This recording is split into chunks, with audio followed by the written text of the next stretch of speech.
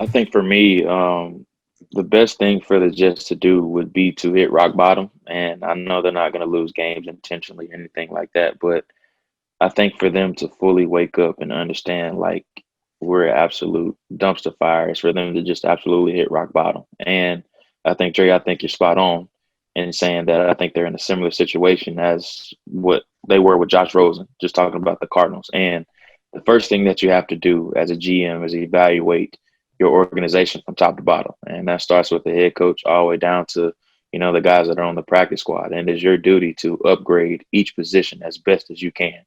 And the great thing for Joe Douglas is that he doesn't have any ties to Adam Gase. I know they were friends before, but I mean, we're talking business now. We're not talking about friendships. We're talking about winning games, and we're talking about my job being on the line just because you're a direct reflection of me. And if you're not winning games, you have to do what you have to do from a business standpoint.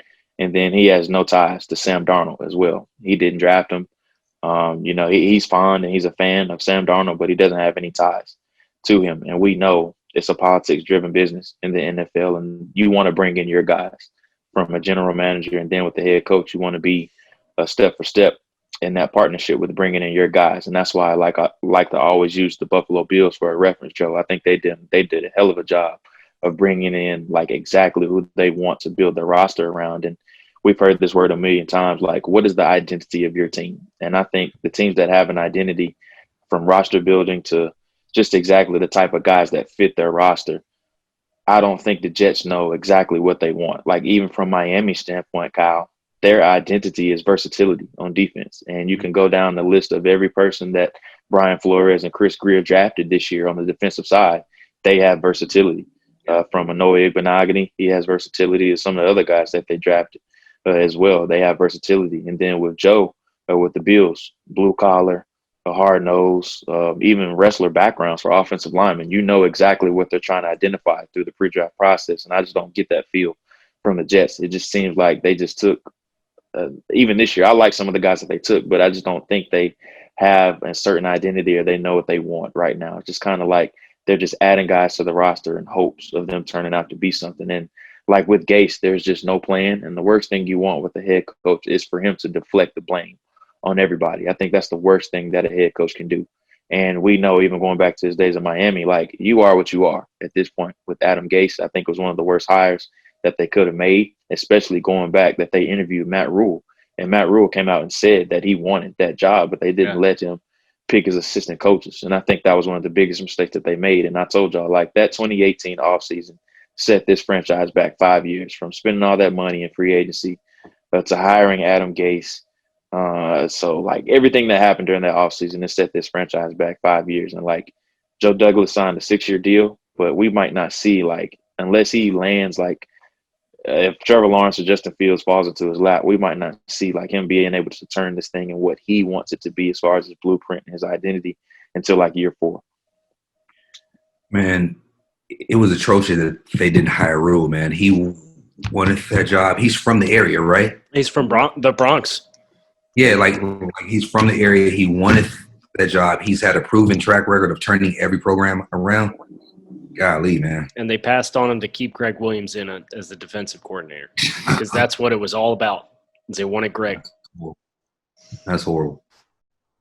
So specifically about Sam too, where we talked about, Jordan, you referenced his machine gun feet, and that's always been a problem for him. And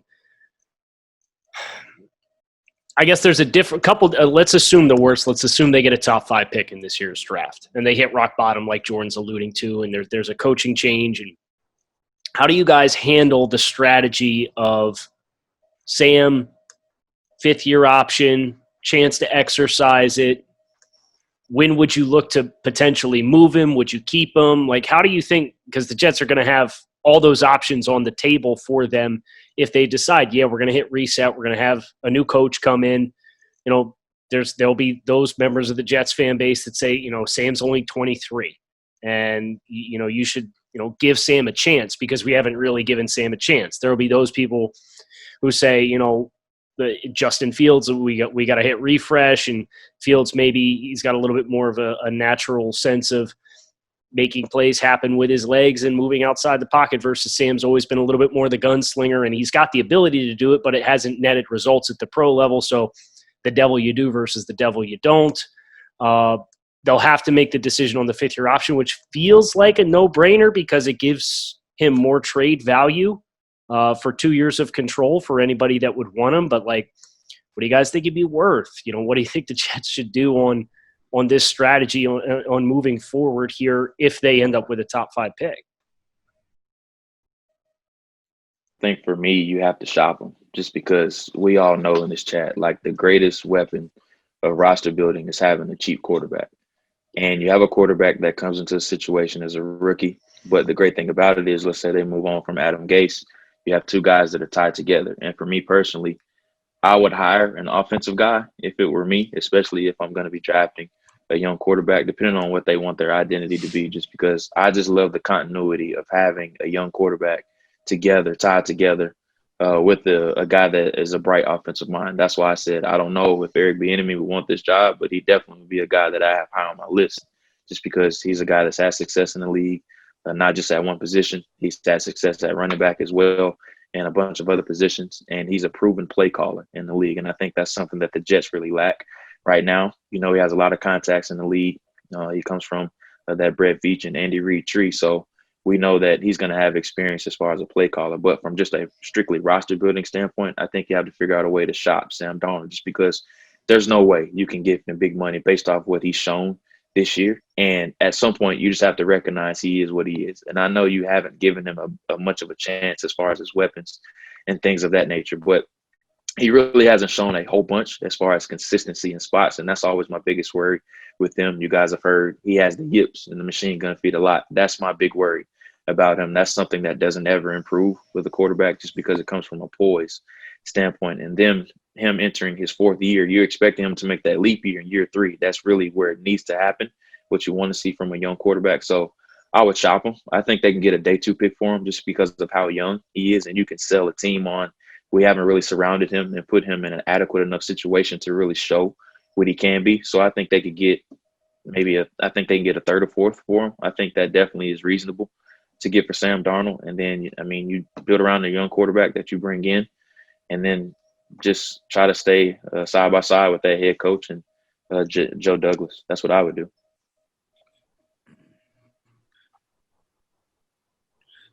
Joe, so my question is this for Joe because it's his team and stuff.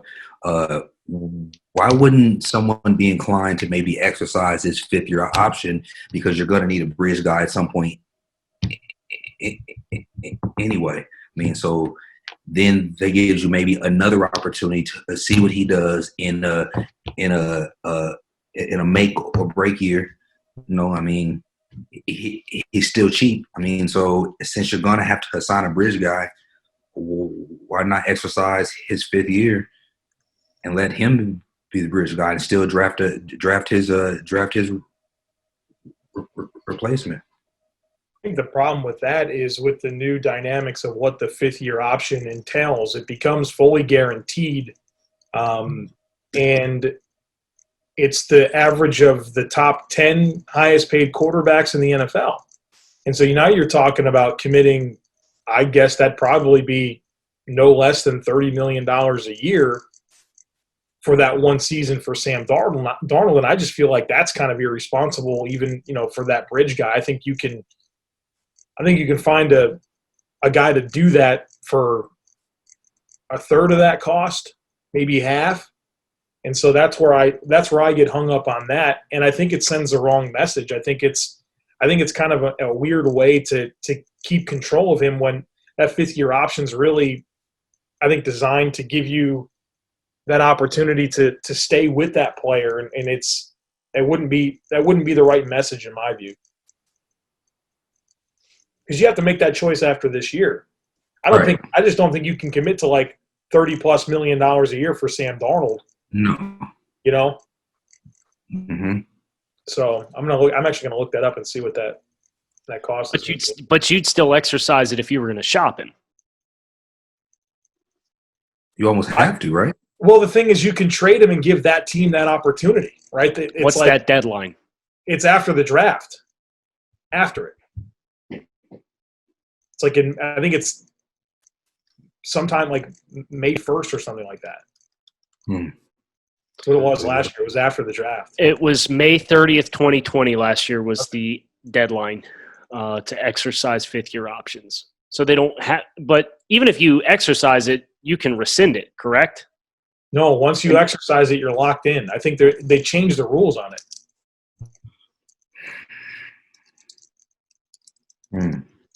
See if I can pull that. So now it reads here, May 3rd was the deadline to make the decision. So it's sometime in May. So it's after the draft. Sure.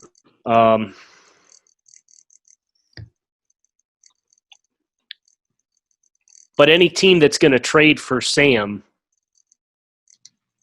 is there not more value for them to exercise the option? Like, nobody's going to give like a 2 or a 3 for Sam for the last year of his deal and not exercise the option. If you're going to invest that high of a thing in him, in a pick in him, you would assume they're going to want to ride it out a little bit and give their investment some life. Right. So once you exercise it, the 4th and the 5th year deal of the deal, they become fully guaranteed. Fully guaranteed. So we're kind of entering into uncharted waters here with this. Yeah. We have no idea how teams are going to handle this. And it would be the transition tag. So you're talking the 10th highest paid quarterback in the NFL is Ryan Tannehill at $29.5 million. So next year's cap, it's Ben 41, Matt Ryan 40, Aaron Rodgers 36, Drew Brees 36. So I mean, it's going to be in the mid 30s. Wow. I can't do it. Right? And Sam's contract next year, he's got a roster bonus of nearly $4 million and a base salary of $1 million. So he's due about $5 million. So you're talking 2-year, $40 million or $35 million contract is what's going to end up being for any team that were to trade for him if the Jets wanted to move on from him. What's interesting about that is that piece of this discussion doesn't apply just to Sam. It's Baker. It's Josh Allen. I think Lamar's going to get his $40 million, right? That's right. Going to happen. Yep. But those, the Bills and Browns have that same thing to consider.